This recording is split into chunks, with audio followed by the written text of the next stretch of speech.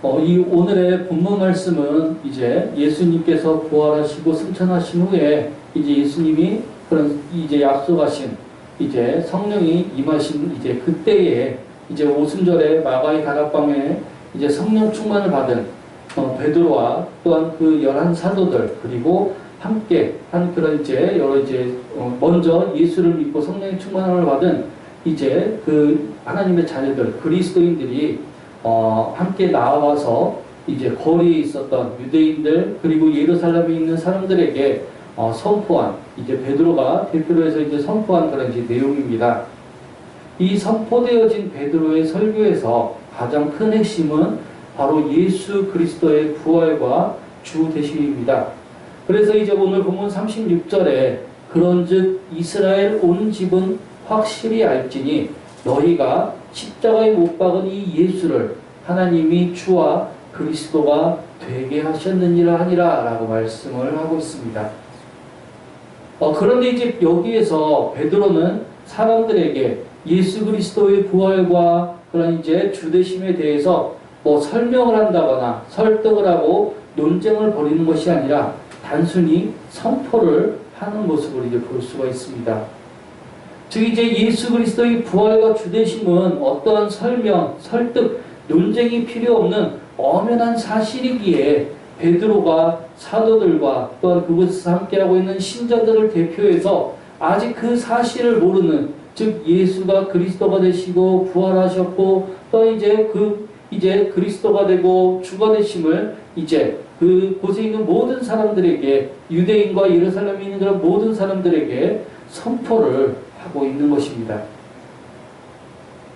우리 그리스도인들은 모두 분명한 그 사실을 신앙으로 가지고 있습니다. 즉 그냥 단순히 알고 있는 것이 아니라 그것을 신앙으로 믿고 내 입으로 신앙의 고백을 하고 있죠. 창조주 하나님이 우리 인간을 비롯한 모든 우주 만물을 창조하셨고 또 모든 것을 주관을 하신다.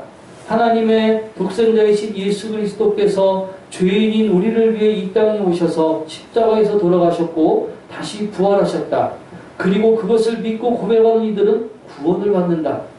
또 영원한 나라가 있어 죽고 나면 끝이 아니고 죽음 뒤에 부활의 생명이 있고 또 부활해서 영원히 사는 것과 영원한 형벌을 받는 일이 있다. 우리는 이 사실을 우리 신앙의 가장 중요한 그런 근거로 가지고 있습니다. 그리고 우리 신앙의 가장 기초적인 그런 이제 믿음이죠. 그런데 이제 중요한 것은 이 사실을 아는 것과 믿는 것은 이제 항상 다르다는 것입니다. 우리가 보통 이제 복음을 전할 때 어떤 그 사실을 증명하기 위해서 상대방을 설득을 하기도 하고 또 논쟁을 이제 벌이기도 합니다. 그리고 그렇게 해야 상대방을 내 논리로 설득을 할 수 있고 또 논쟁에서 승리해야 상대방을 해결시킬 수 있고 그 사람을 이제 예수 믿게 할 수 있다라고 그렇게 우리가 이제 생각을 이제 많이 합니다. 그래서 물론 이제 때때로 그런 때와 상황에 따라서 사실을 증명하기 위한 설득도 필요하고 논쟁도 필요하지만 그것만으로는 상대방이 즉 예수를 믿지 않는 그 사람이 진심으로 마음을 돌이켜서 복음을 받아들이게 하기에는 정말 어려움이 이제 따릅니다.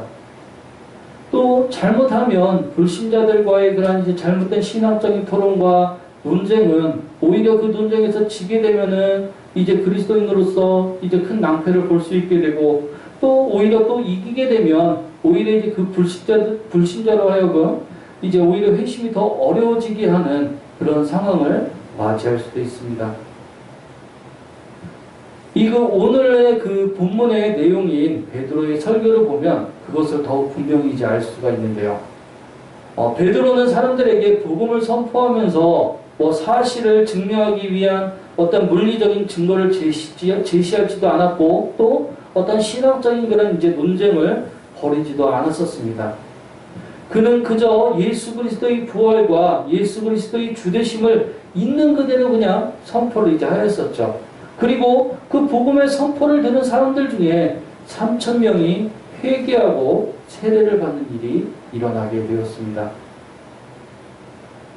우리가 신앙생활을 하면서 분명히 알아야 될 것은 이제 하나의 그런 사실이 있어요. 하나의 사실이 있고 그 사실을 알고 믿는 것과 또 그것이 한 사람의 신앙 고백이 되는 것에는 차이가 있다는 것입니다.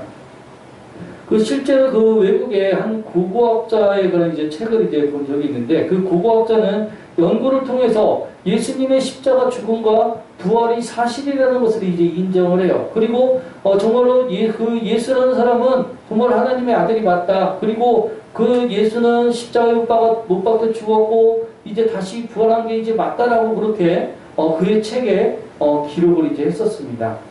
그런데 그럼에도 불구하고 그 사람은 무신론자였어요. 즉 이제 그 예수 그리스도가 하나님의 아들이었고 또 그가 십자가에 못 박혀 죽었고 부활했다라는 것을 사실로 인정은 하지만 그것을 내 신앙으로 신앙의 고백으로는 받아들이지 않았었던 것이죠.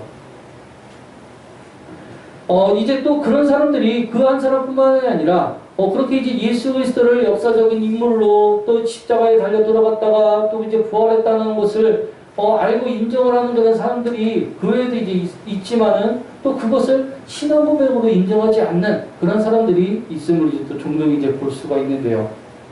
그만큼 복음을 전하는 것도 참 중요하지만 그 복음을 듣는 사람들이 그 복음을 신앙으로 받아들이게 하고 그 사람들이 그것을 신앙 고백하는 것도 역시 참 어렵고 힘든 일이라는 것을 알 수가 있습니다.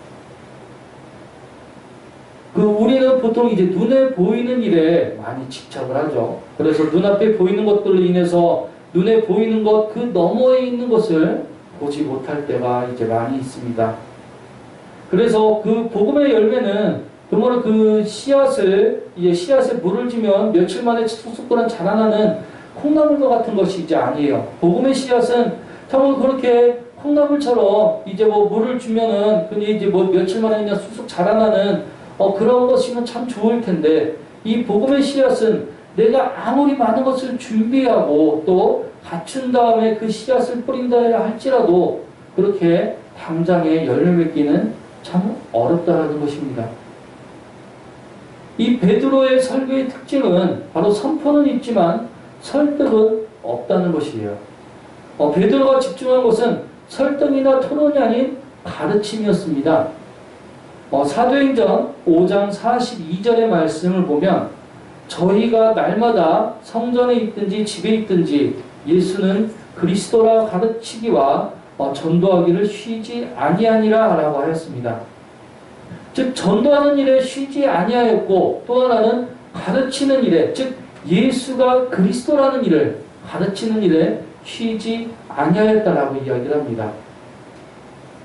당시 이것은 매우 그런 이제 중요한 일이었습니다. 그러니까 예수를 그리스도다, 예수를 왕이다, 기름 부음 받은 자다라고 가르치는 것은 매우 이제 중요한 일이었는데요.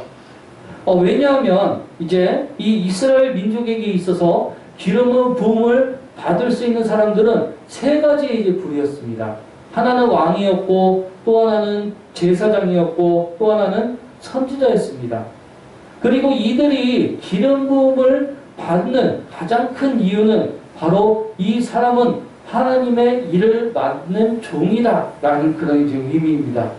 즉 기름 부음을 받았다라는 것은 그것 자체로 하나님이 선택을 하셨고 또 하나님의 일을 위하여 쓰임받기 위하여 선택된 종이다 라는 그런 이제 의미인 것이죠. 그런 의미에서 이스라엘 민족에게 있어서 기름 부음을 받았다 그리스도라는 것은 아주 중요한 일이었고 그래서 베드로는 이 유대인들에게 바로 예수님께서 그리스도다 기름 부음을 받은 사람이다 받은 분이다 라고 하는 것을 매일 가르쳤던 것이죠. 또 이제 그렇게 구약시대 때부터 사무엘, 다윗, 엘리야 등 하나님의 기름 부음을 받은 사람들은 예수님 이전에도 이제 그렇게 이제 많았지만 그렇게 기름 부음을 받은 자들 중에서 메시아는 오직 예수님뿐이셨죠. 예수님 이전에 이스라엘 역사상 나타났던 많은 왕들, 제사장들, 선지자들, 자 이제 그런 사람들이 이스라엘 민족과 또 하나님께서 이루실 일들을 위해서 많이 이제 일을 했지만은 그 사람들과 예수님의 차이점은 바로 이제 예수님 이전에 기름 부음을 받았던 사람들은 그 시대만을 위해서 기름 부음을 이제 받았었던 자죠. 즉 그 시대, 그 상황에서만 이제 하나님께 쓰임을 받기 위해서 선택된 사람들이었고, 예수님께서는 과거, 그리고 지금 현재, 그리고 앞으로의 미래, 모든 시대와 모든 상황 속에서 바로 하나님의 구원의 역사를 이루시기 위해서 이제 선택받은 진정한 이제 우리의 왕이 되시고, 우리의 진정한 대제사장이 되시고, 대선지자가 되시는 유일하신 분이심을 나타내는 것입니다. 즉 이제 모든 것을 연결하는 유일하신 분이시라는 것이죠. 바로 예수는 그리스도라. 바로 이제 그 말 속에 들어있는 뜻은 그분을 믿으면 구원을 얻는다라는 그런 뜻보다는 바로 하나님이 약속하신 구원을 드디어 실천하셨다라는 그런 의미가 담겨져 있는 것입니다. 즉 하나님께서 이제 우리 인간들에게 구원을 약속을 하셨는데, 바로 그 약속을 실현하시기 위해서 오신 분이 예수 그리스도이시다라는 그런 이제 의미가 된다라는 것이죠. 하나님이 우리를 향하여 갖고 계셨던 그 계획과 뜻을 실천하여 이루셨다라는 선포를 바로 베드로가 한 것입니다. 그래서 베드로는 이렇게 됐으니 믿어라, 이렇게 한 것이니 너희들 무조건 믿어라 라고 한 것이 아니라 바로 예수님께서 그리스도이시다라는, 즉 있는 그대로의 사실만을 이제 사람들에게 선포를 한 것입니다. 즉 뭐 더 붙일 것도 없고 더 빼낼 것도 없고 있는 사실 그대로, 바로 이제 예수는 그리스도이시기 때문에 그 사실만을 당당하게 전했었던 것이죠. 우리가 복음을 전할 때도 바로 이와 같아야 됩니다. 복음은 이제 가게에서 그 점포를 정리하면서 눈물의 폭탄 세일, 박인 세일, 또 이제 마트에 사는 1+1 특별 행사, 이제 그러한 어떤 그런 것들이 아니에요. 복음은 그저 그런 싸구려가 아닙니다. 그렇게 우리는 복음을 있는 그대로 선포하면 됩니다. 복음의 선포를 듣는 사람이 믿고 안 믿고는 우리의 책임이 아니에요. 우리는 선포하는 책임만 있으면 되는 겁니다. 마치 이 사람을 내가 전도하지 못하면은 내 체면이 깎이고 내 자존심에 상처가 생기기 때문에 내가 반드시 전도해야서 내 체면을 세우고 내 자존심을 세우겠다. 이제 그렇게 해서는 결코 복음의 열매를 맺을 수가 없습니다. 복음의 열매는 내가 맺는 것이 아니라 하나님이 맺으시는 겁니다. 지금 이 베드로의 설교를 통해서는 3,000명의 사람들이 회개하고 복음을 받아들였다라고 이제 그 성경에 이제 써 있습니다. 그런데 이 베드로의 설교와 비슷한 내용, 거의 똑같은 내용으로 바로 이제 스데반이 또 복음을 전하게 되는데, 이때에는 이제 오히려 스데반이 돌에 맞아서 순교를 당하게 됩니다.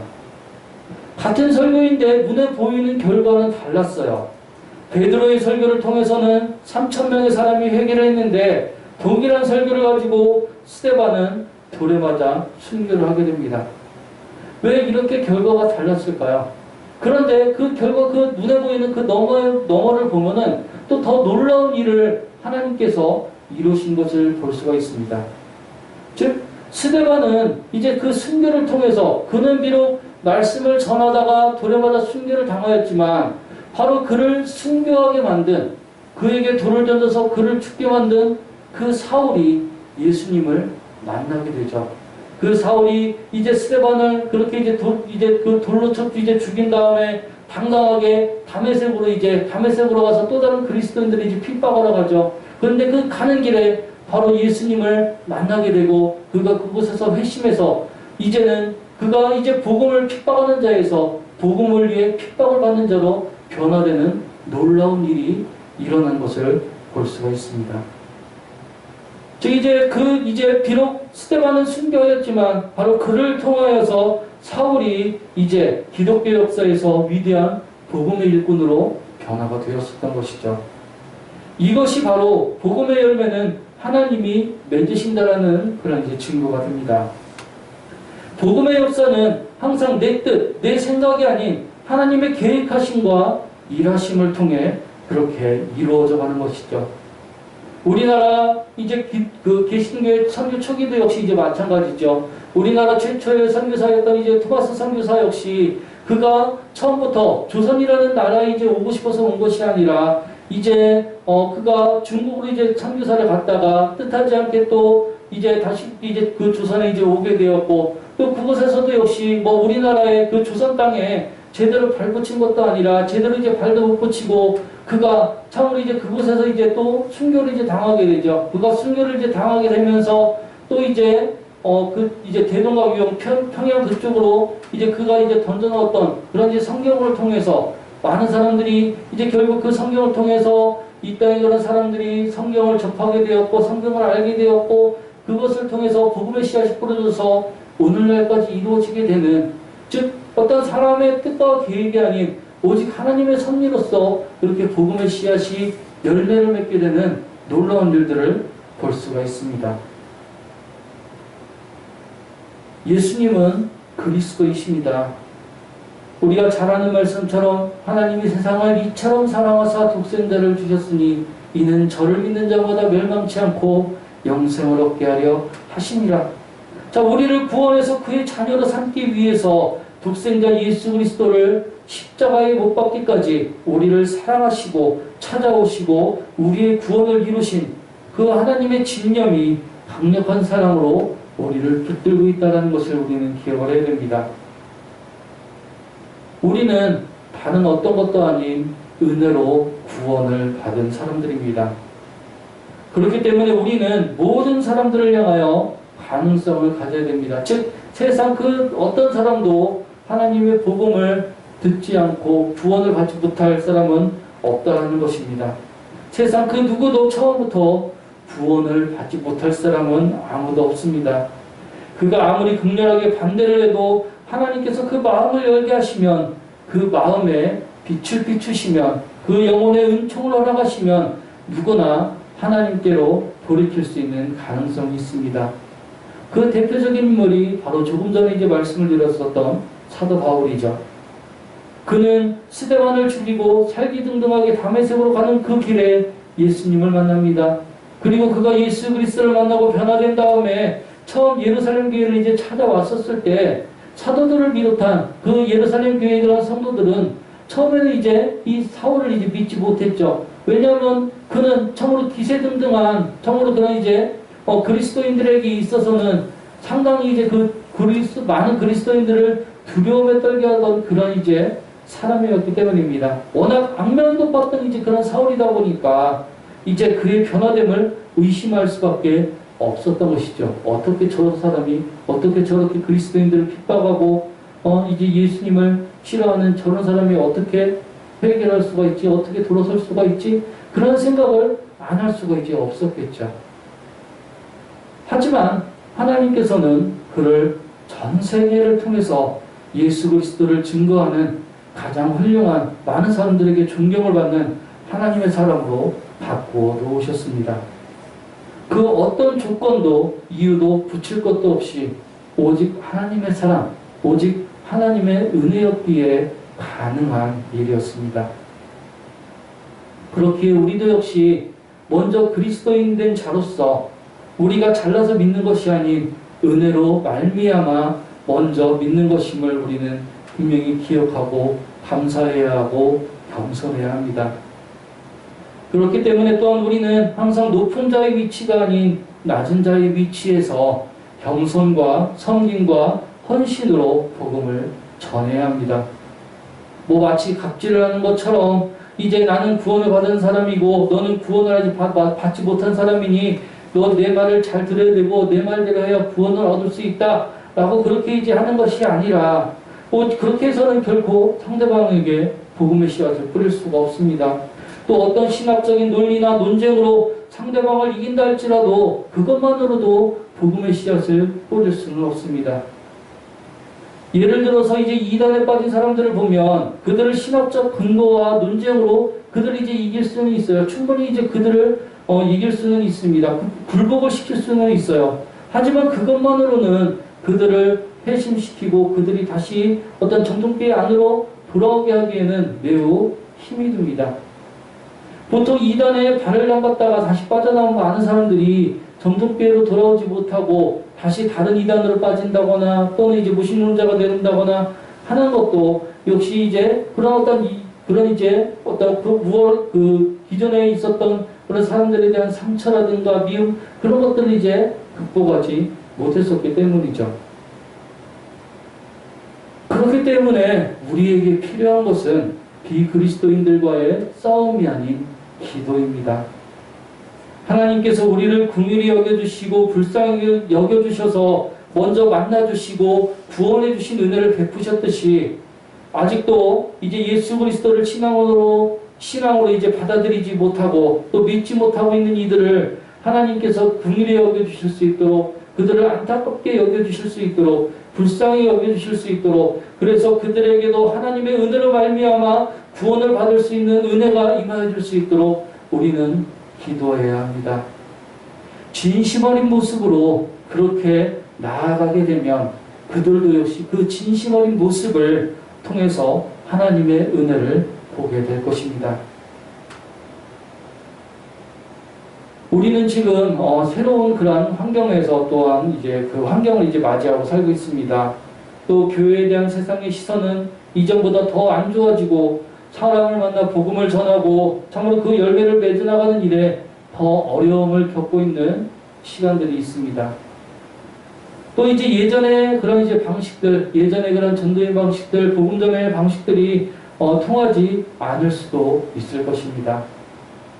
하지만 변하지 않는 것이 있습니다. 어떤 상황에서도 변하지 않는 것이 있죠. 그것은 바로 그 어떤 상황 속에서도 하나님께서는 일하고 계신다라는 것입니다. 우리를 향한 하나님의 마음은 진심이라는 것입니다. 하나님께서는 정말 우리에게 진심이십니다. 우리가 남달라서 하나님이 선택하신 것이 아니라 우리를 불쌍히 여겨주셔서 우리를 긍휼히 여겨주셔서 우리를 진심으로 사랑하셔서 구원하신 것입니다. 그래서 예수님을 보내셨고 성령님을 보내신 것입니다. 우리는 바로 비그리스도인들에게 그 하나님의 진심을 전해야 합니다. 복음을 전하는 일은 나를 위한 것이 아니죠. 하나님께서 기다리시는 아직 하나님의 자녀가 되지 못한 그 영혼들을 위한 것입니다. 그렇게 우리는 그들에게 하나님의 진심 어린 사랑을 알려주어야 합니다. 그리고 그 진심 어린 사랑으로 비록 아무것도 아니지만 먼저 구원받은 우리의 모습을 보여줘야 합니다. 그리고 그 우리의 모습을 통해서 하나님의 진심 어린 사랑을 그들도 느끼게 할 수 있어야 됩니다. 어떤 시대이든 하나님은 하나님께서 창조하신 그 백성들이 이제 구원받는 일에 대해서는 결코 중단하지 않으셨습니다. 구원을 위한 복음의 전함은 하나님이 시작하셨고 하나님이 이루셨고 또 하나님이 이루고 계신 일입니다. 그리고 우리는 그 일을 위해 쓰임받아야 될 교구입니다. 그렇게 우리는 언제나 항상 먼저 구원받은 자로서 감사를 놓치지 말아야 되고 또 겸손을 놓치지 말아야 되고 승리를 놓치지 말아야 됩니다. 하나님께서 세우신 대로 하나님께서 시고자 하는 대로 우리는 하나님의 뜻에 따라 그렇게 순종하며 나아가야 됩니다. 그리고 또 우리는 그러한 삶을 살아야 될 것입니다. 하나님이 일하십니다. 하나님이 함께 하십니다. 그리고 우리는 하나님의 뜻대로 그 복음 전함에 쉼 없이 한 걸음씩 나아가야 될 것입니다. 함께 기도하겠습니다. 하나님의 그 인도하심을, 하나님의 그 도우심을 주님 감사를 드립니다. 참으로 아무런 공로도 없고, 아무런 힘도 없고, 아무런 능력도 없는 그런 저희들이지만, 그런 저희들을 사랑하여 주시고, 인도하여 주시고, 불러주셔서 하나님의 자녀가 되는 은혜를 베풀어 주시니 감사를 드립니다. 하나님, 하지만 아직도 세상에는 그런 하나님의 그런 진심을 알지 못하고, 깨닫지 못하고, 아버지는 받아들이지 못하여 참으로 세상에 방황하는 많은 영혼들이 있습니다. 아버지는 여러 가지로 꾸인 그런 힘든 그런 상황과 여건들이지만 그런 환경들이지만 저희들이 참으로 하나님의 그 진심을 온전히 전할 수 있게 해주시옵소서. 하나님의 그 사랑을 전할 수 있게 해주시옵소서. 먼저 그 하나님의 진심을 깨닫고 아버지 하나님 그 복음을 받아들인 신앙으로 고백한 그런 저희들이 또한 아버지 하나님 저희들처럼 그렇게 그들이 변화될 수 있도록 아버지 하나님 참으로 그들의 그런 여겨주심을 바랍니다. 그들을 불쌍히 해주시길 바랍니다. 그들을 안타까이 여겨주시기 바랍니다. 하나님이여, 참으로 그 일에 또한 저희들이 온전히 쓰임받을 수 있도록, 이룰 수 있도록 도우시고 인도하여 주시옵소서. 참으로 하나님께서 불러주시는 대로, 하나님께서 써주시는 대로 온전히 순종하며 헌신하는 저희들이 되겠나이다. 감사드리며 예수님의 이름으로 기도드립니다. 아멘.